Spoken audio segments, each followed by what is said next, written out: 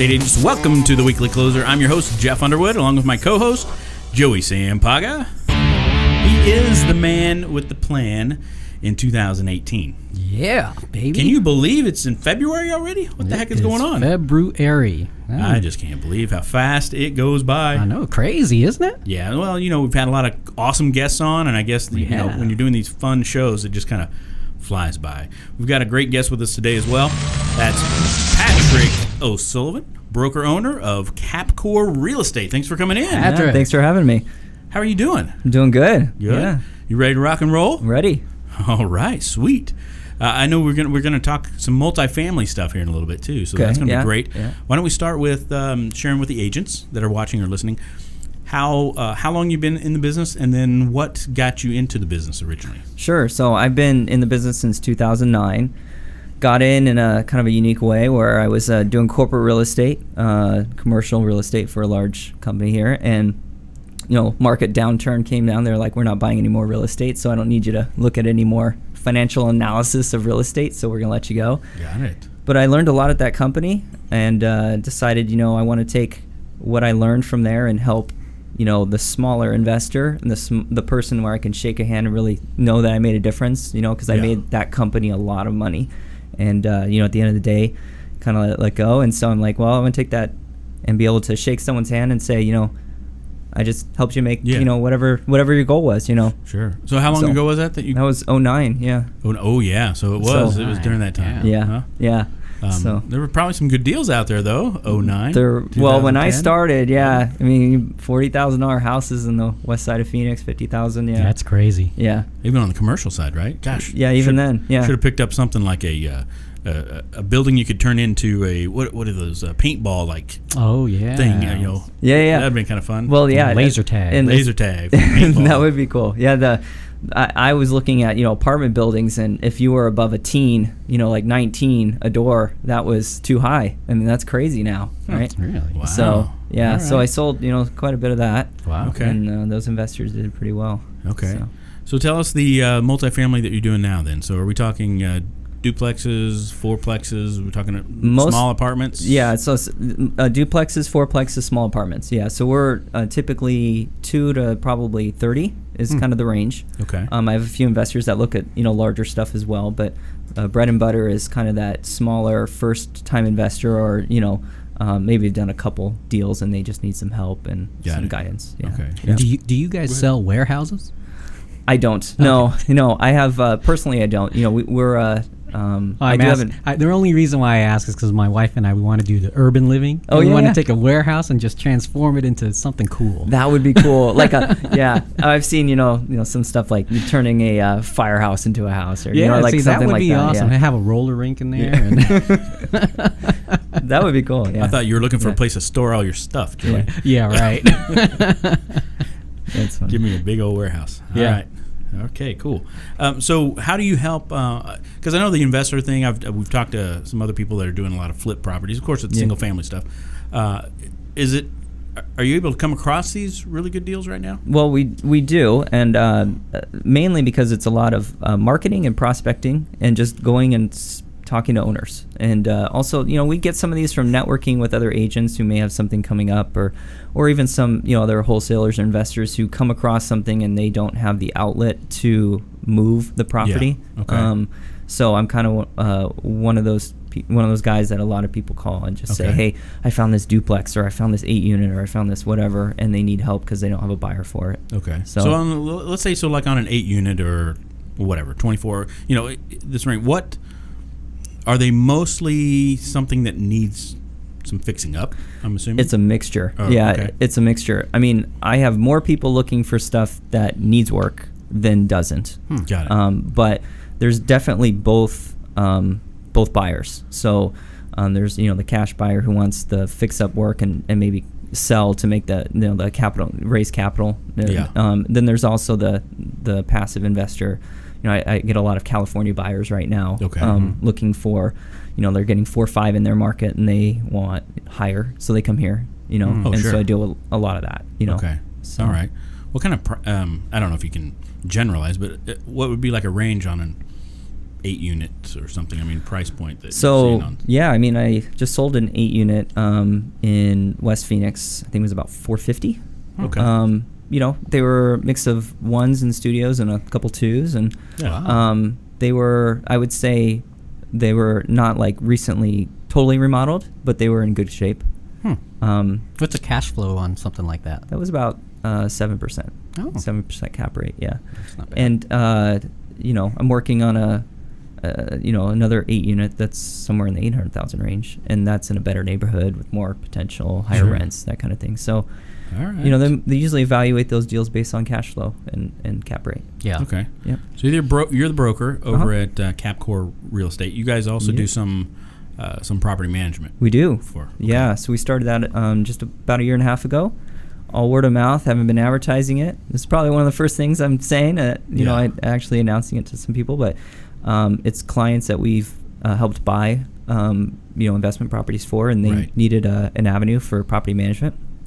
And the one guy that I was working with kind of stopped doing it, and so needed another resource. And I figured, I get so much of it, I should just start it myself. There you go. Yeah. Well, you know the ins and outs already, right? Right. Yeah. From the brokerage side, you kind of learn a little bit about that, and then when you jump into it, there's a lot that you don't know, and then you kind of learn. And yeah. It's fun. So is that something you think you're going to keep doing? Yeah. Okay. Yeah. It's definitely something that we've got all the systems ironed out that for the last year and a half, just ironing all the kinks and everything, and now we're smooth sailing. So. Systems. Love it. Smooth sailing means he's ready to bring on some team members. That's right. Yep. Is that right? That is. That's right. Yeah. Okay. So share us a little bit about that. Let's.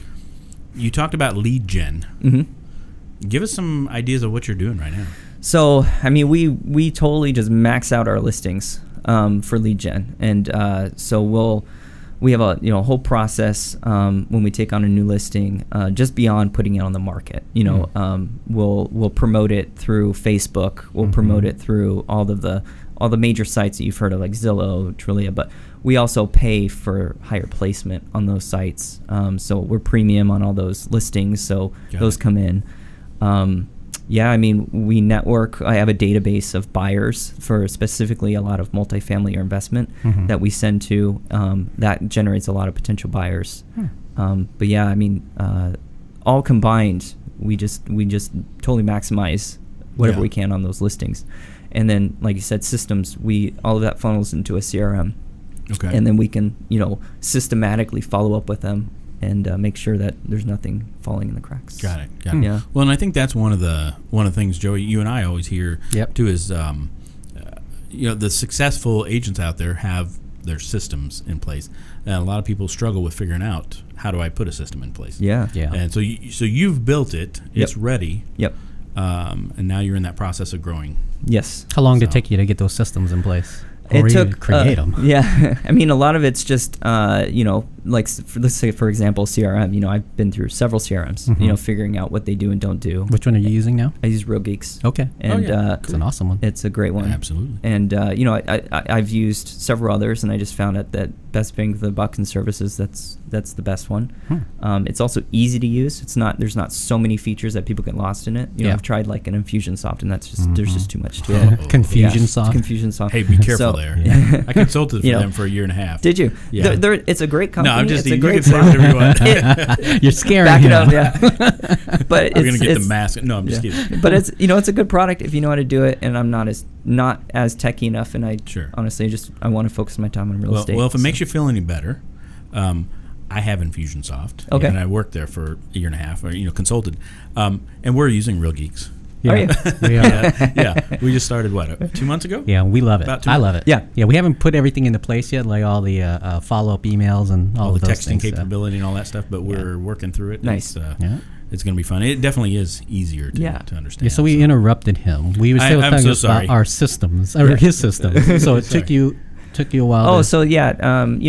I finally settled on Real Geeks maybe 4 years ago. Okay. And just been working that. And what I like about them is they keep adding additional features that are really nice. And one of them is like the texting came out a couple of years ago. And there's other things that come out with eBlast and a bunch of tagging ways to just coordinate and organize your leads. And yeah, it's really great. Awesome. So, good. After the show, we're going to interview you on Real Geeks. Yeah. So you get so you're doing the lead gen outside of that, and they're dropping them into Real Geeks. Yep. A lot of Facebook ads, you said. Yep. Okay. So are the Facebook ads you're running for the listing? Are most of the listings you're talking about the multi-unit, or also it's residential as well? Right? Yep. Okay. Yeah, it's really whatever we're working with with the seller, we tailor the ad towards that. So yeah.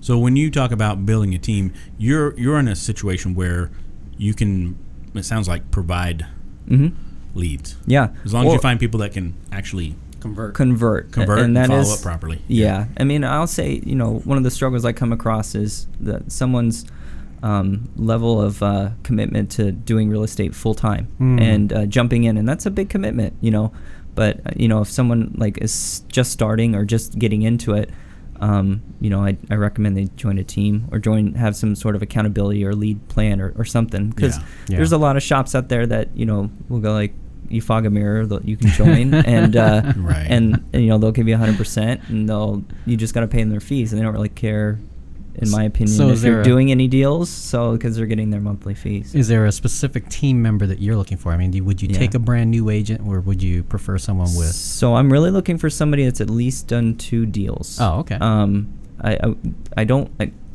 want completely brand new, because we've got a lot of systems in place, and I'd like to have them hitting the ground running right away. So typically about 2 deals is what we're looking for. All right. Well, I think that's the big thing. I think figuring out the leads is probably the most important part up front, right? To get down in the systems. And I think that's an area where a lot of real estate agents just haven't had, they just haven't had the training. That's not something we learn, obviously, when you're going through real estate school, is what kind of systems should I really have in place, and how do I do the lead gen really well, right? And they don't realize that, you're a business owner at that point, and you have to do these things. So I think that's great. You want to share a little bit about kind of what you put together?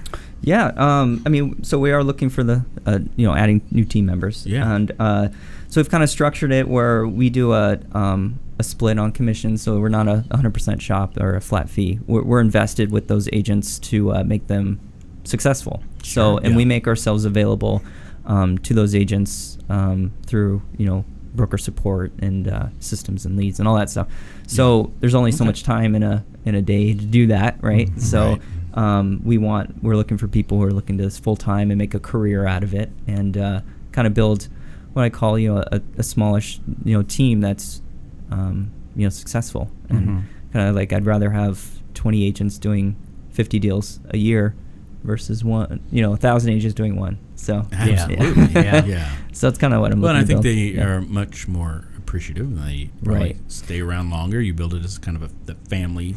Right. Well, there's that, and I like to keep my maybe circle a little bit smaller, and just help those people, where I can, and make a real difference, kind of things. Absolutely. Yeah. So take somebody who's doing just a few a year, basically, and bring them up to because there's 2025, or even the people that are at the 2025 and taking the next step, because we have transaction coordinators that work with them, and got it. And so our structure is set up so that they're focused on sales and lead follow up, and all the paperwork and all that stuff's just taken care of them. All right. So that's cool. So the entire system is ready to go. Yep. Sounds like. We'll probably need to talk about that compensation model after. Yeah. How about so if a newer agent were to come to you, I mean, if they're saying, well, I'm new, or it's slow, or I don't really know what to do, what kind of information or what kind of guidance would you give that person if they said, what do I do right now? Like, what would be kind of the first step? Like if they're, well, I would say first of all, just you want to create, within a CRM, come up with everyone and put it in the CRM. And you need to let them know that you do real estate. And it kind of just work out on with just let them know, talk to them, see if they know anybody that is looking to buy or sell, and just work that angle. That would be like their sphere. If it's somebody that's brand new and needs some help, maybe they don't know a lot of people or don't feel comfortable with that conversation with those individuals, hook up with somebody that's providing leads, and leads that are looking or have inquired on a property and have the ability to buy or sell, and work those leads. All right. Well, before we get to the next section, segment of this. Anything else you want to put out there before we get you in the ring? No, I mean, I think, we're looking for both residential and commercial. Oh, yeah, commercial. Commercial as well, because I've got a lot of leads recently that have come through that are, I'd say they're the initial investors that we were working with buying maybe houses, and now they've bought a few, and now they're thinking, well, I'd rather maybe buy a commercial building and maybe sell my houses, and some of that's happening. They're doing exchanges, and and so, yeah, I'm looking for people to help them. All right. Agents. All right. Well, you ready to get in the ring? Yeah. All right. All right. Put the mask on. No, I'm just kidding. All right. Here we go. What's the best advice that anyone's ever given you? Join a team in the beginning. Join a team. Yeah. All right. That works. How about favorite mobile app?